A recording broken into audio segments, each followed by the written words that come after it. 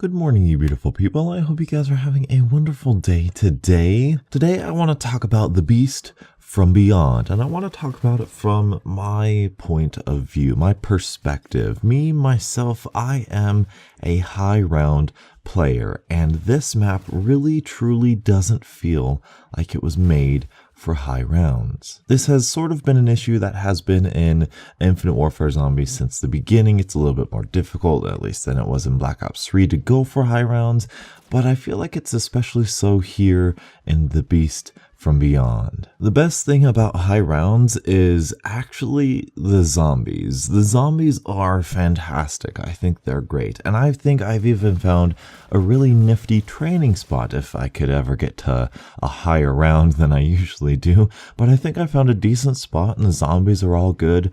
The issue comes with everything other than the zombies. The Venom X, Y, and Z are incredibly convoluted and just so boring and dreadful and not fun to get. And it's like, why get the wonder weapon when it's bad? And I don't think it's even that good against zombies. I'm not sure. I haven't used it because it's so convoluted to get. I don't want to get it. I don't feel rewarded for it. But the wonder weapon aside, moving to my biggest issue, and that's going to be the special zombie rounds. This is my biggest issue because I feel like they really wanted to make this the big, huge Revelation style map where everything from all the movies, all the DLC are here, and it's this epic thing where I think they bit off a little more than they could chew. I think the different outfits that the zombies have, I think the bleeding out into the movie theater is really cool. I even like the fact that it's Extinction. I really actually love the fact that it's Extinction. It works really well.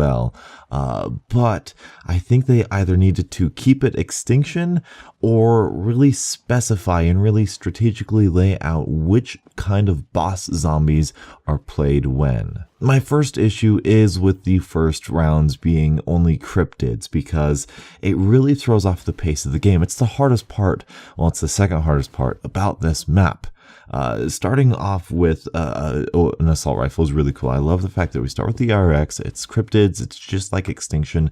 I like it, but the two or three hit kill system that we have here just really doesn't mesh well with the attack damage and attack speed of the cryptids. If you get two or three of them, if you get more than one of them, it's really difficult to fight back against them. If you have to reload, you better believe or you better hope that you're by yourself, because if there's two and you have to reload, you're probably gonna die. But there have been some strategies and some unfun way of getting past the first rounds, which I have implemented, so it's not really that big of an issue anymore. It's just kind of something I'm not a biggest fan of. The really big problem, the biggest problem I have are the boss zombie rounds. It's the clowns, the ninjas, the Extinction, the cryptids, all of that stuff coming all at once. I didn't have a problem with clowns in Spaceland. I didn't have a problem with the slasher because he wasn't there in Raven the Redwoods. I didn't really have a problem with ninjas unless they were starting to be around my train in Shaolin Shuffle.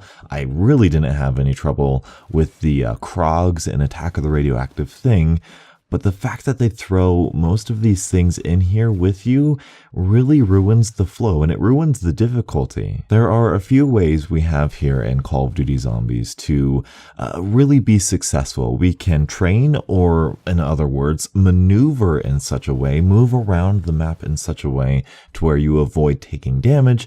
And of course, there's the obvious one, shooting the opponent. These are the two main ways we have of balancing the game and playing the game. Now with the clowns, they move really fast and they do a lot of damage, but they're really easy to take out. The big brute on Spaceland does a lot of damage. He doesn't move all that fast, but he's also, he tanks a lot of damage as well. But he is also really easy to evade and train around. There is a balancing factor to these things. I've heard the ninja zombies don't teleport unless you sprint. That is another good balancing thing. However, pairing ninjas with clowns or ninjas with cryptids or just meshing all of these things together, I think the developers just kind of randomly threw everything together. At least that's how it feels.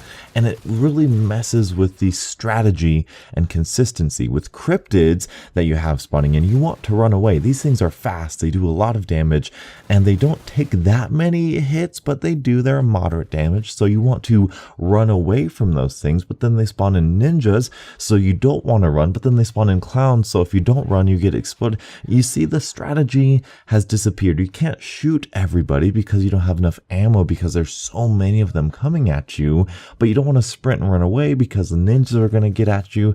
The strategy dissolves. There is no consistent strategy. There is no consistent way of beating this for a high round. The only way people have made this a possibility is they've gone in with director's cut mode and never gotten zombies. They have never turned on the power and never gotten zombies to spawn in. When the highest round of your zombie map has 0 zombie kills, that means that map is probably not the best for zombies. I get what they were going for. I really truly like the aesthetic. I love the feel of it. I do love the bleeding out of the different themes of the theater and this movie and other movies. I love the idea of it.